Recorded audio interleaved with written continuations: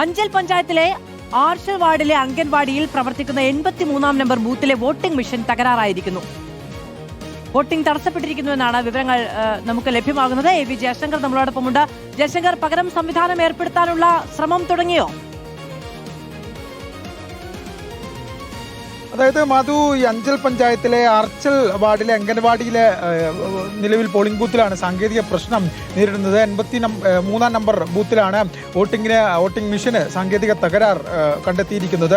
ഈ വോട്ടിംഗ് മെഷീൻ്റെ ബാറ്ററിക്ക് തകരാറെന്നാണ് പ്രാഥമികമായ വിശദീകരണം. ഇതിൻ്റെ ബാറ്ററി മാറ്റി പ്രശ്നം പരിഹരിക്കാനുള്ള ഒരു നീക്കമാണ് നിലവിൽ നടത്തിക്കൊണ്ടിരിക്കുന്നത്. നിരവധി ആളുകൾ വോട്ട് ചെയ്യാൻ വേണ്ടി കാത്തു നിൽക്കുന്നുണ്ട്. ഇനി 35 മിനിറ്റിൽ താഴെ സമയം മാത്രമാണ് ഈ തെരഞ്ഞെടുപ്പ് പൂർത്തിയാകാനുള്ളത്. 6 മണിയിലേക്ക് കാര്യങ്ങൾ അടുക്കുന്നു. അപ്പോഴും ഈ സാങ്കേതിക പ്രശ്നങ്ങൾ വലിയ തോതിൽ അലട്ടുന്നുണ്ട്. ഇന്ന് രാവിലെ തന്നെ കൊല്ലം ജില്ലയിൽ പൊതുവിൽ അനുഭവപ്പെട്ടത് ഈ മിഷൻ തകരാറ് മൂലമുണ്ടായ തെരഞ്ഞെടുപ്പ് വൈകൽ മാത്രമാണ്. സാങ്കേതിക പ്രശ്നങ്ങൾ വലിയ തോതിൽ രാവിലെ മുതൽ അനുഭവപ്പെട്ടിരുന്നു. അത് വൈകുന്നേരം തുടർന്നൊരു സാഹചര്യമാണുള്ളത്. എന്തായാലും അധികം വൈകാതെ പുതിയ ബാറ്ററിയോ മറ്റോ ഇട്ട് പ്രശ്നം പരിഹരിക്കുമെന്നാണ് തെരഞ്ഞെടുപ്പുമായി ബന്ധപ്പെട്ട് ഉദ്യോഗസ്ഥർ പറയുന്നത്. എന്തായാലും ഈ സാങ്കേതിക തകരാർ വലിയ തോതിൽ ജനങ്ങളെ ബാധിച്ചിട്ടുണ്ട്. കാരണം ഇങ്ങനെ തുടരുകയാണെങ്കിൽ എത്ര നേരം ഇങ്ങനെ നിൽക്കാനാകുമെന്നാണ് പലരും ചോദിക്കുന്നത്. എന്തായാലും പുതിയ ബാറ്ററിയൊക്കെ ഇട്ട് പ്രശ്നം പരിഹരിക്കുമെന്നാണ് തെരഞ്ഞെടുപ്പ് ഉദ്യോഗസ്ഥർ പറയുന്നത്. രാവിലെ മുതൽ പല പോളിംഗ് ബൂത്തുകളിലും ഇത്തരത്തിൽ മെഷീനുകളിൽ വലിയ സാങ്കേതിക പ്രശ്നങ്ങൾ കണ്ടെത്തുന്ന സാഹചര്യം കൊല്ലം ജില്ലയിൽ പൊതുവിൽ ഉണ്ടായിരുന്നു. മാധു, ശരി, ജയശങ്കറാണ് വിവരങ്ങൾ നൽകിയത്. എന്തായാലും അവിടെ ഒരു പോളിംഗ് സ്റ്റേഷനിലാണ് വോട്ടിംഗ് മെഷീൻ തകരാറുണ്ടായിരിക്കുന്നത്. വോട്ടിംഗ് നിലവിൽ തടസ്സപ്പെട്ടിരിക്കുകയാണ്.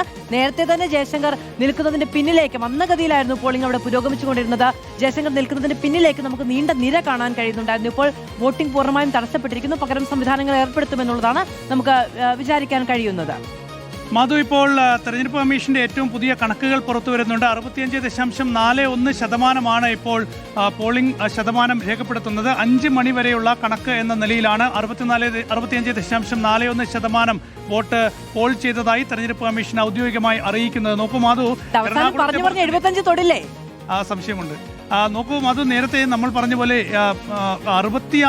എറണാകുളത്തെ പോലെ തന്നെ ഏതാണ്ട് തിരുവനന്തപുരത്തും നല്ല പോളിംഗ് ശതമാനം ഉണ്ടാകുന്നു എന്നാണ് ഇപ്പോൾ വരുന്ന കണക്കുകൾ വ്യക്തമാക്കുന്നത്. മറ്റൊരു പ്രധാനപ്പെട്ട ഒരു കാര്യമുണ്ട്. നമ്മൾ ഈ പോളിംഗ് ശതമാനം 65% ആയിരിക്കുന്നു എന്ന് പറയുന്നുണ്ടല്ലോ. അപ്പൊ നേരത്തെ നമ്മുടെ ന്യൂസ് ഡെസ്കിൽ നിന്ന് തന്നെ പങ്കുവെക്കപ്പെട്ട ഒരു കാര്യമാണ്. എന്താണെന്ന് വെച്ചിട്ടുണ്ടെങ്കിൽ SIR വന്നിരിക്കുന്നു. ഇപ്പൊ സ്വാഭാവികമായും ഒരു ബൂത്തിൽ ഒരു 200 വോട്ട് 300 വോട്ട് ഉണ്ട് എന്ന് വിചാരിക്കുക. അതിൽ ഇനാക്റ്റീവ് ആയിരിക്കുന്ന, വോട്ട് ചെയ്യാൻ ഒരു സാധ്യതയുമില്ലാത്ത വോട്ടുകൾ കൂടി ഉണ്ടായിരുന്നു. SIRന് ശേഷം ശുദ്ധീകരിക്കപ്പെട്ട ഒരു പട്ടിക വരുമ്പോൾ ഇപ്പൊ തിരുവനന്തപുരം മണ്ഡലത്തിൽ 30,000 വോട്ടാണ് ഒഴിവാക്കപ്പെട്ടിരിക്കുന്നത്. അവിടെ തന്നെ നെടുമങ്ങാട് മണ്ഡലത്തിൽ ഏതാണ്ട് 19,000 വോട്ട് ഒഴിവാക്കപ്പെട്ടിട്ടുണ്ട്. ഈ നിലയ്ക്ക് പോൾ ചെയ്യപ്പെടാൻ ഒരു സാധ്യതയുമില്ലാത്ത വോട്ടുകൾ അവിടെ നിന്ന് നീക്കം ചെയ്തതിനാൽ തന്നെ ശതമാനക്കണക്ക് വർദ്ധിക്കുന്നത് നമ്മൾ അത്ര ഒരുപക്ഷെ ആധികാരികമായി കാണേണ്ടതുണ്ടോ എന്ന് സംശയമുണ്ട്. പോൾ ചെയ്യപ്പെട്ട വോട്ടുകൾ കഴിഞ്ഞ 2021 വോട്ടുകളുമായി കമ്പയർ ചെയ്യുകയാണ് സാധ്യമായ ഒരു കാര്യമെന്ന് തോന്നുന്നു. SIR പ്രധാനപ്പെട്ട ഒരു ഘടകമാണ് ഈ പോളിംഗ് ശതമാനം ഉയർന്നതിൽ എന്ന കാര്യത്തിൽ യാതൊരു സംശയമില്ല. കാരണം മാധു പറഞ്ഞതുപോലെ തന്നെ ഒരുപക്ഷെ 100 പേരാണ് വോട്ടർ പട്ടികയിൽ ഉണ്ടായിരുന്നതെങ്കിൽ SIR മൂലം 10 പേർ ഉണ്ടാകാം. പുതിയ വോട്ടർമാർ ഒരുപക്ഷെ 100 പേരെ ചേർത്തിട്ടുണ്ടാകാം. അപ്പോൾ 200 പേരെ കൂട്ടേണ്ടടുത്ത് 190 പേരാണ് ഇത്തവണയുള്ളത്. എത്ര പേർ വോട്ട് ചെയ്തു അതിന്റെ അടിസ്ഥാനത്തിലാണല്ലോ പോളിംഗ് ശതമാനം കണക്കാക്കുക. സ്വാഭാവികമായും പോളിംഗ് ശതമാനം ഉയർന്നു കാണാനുള്ള സാധ്യതയുണ്ട്. അപ്പോൾ ഒരു സൂചനയായി നമുക്ക് പറയാം.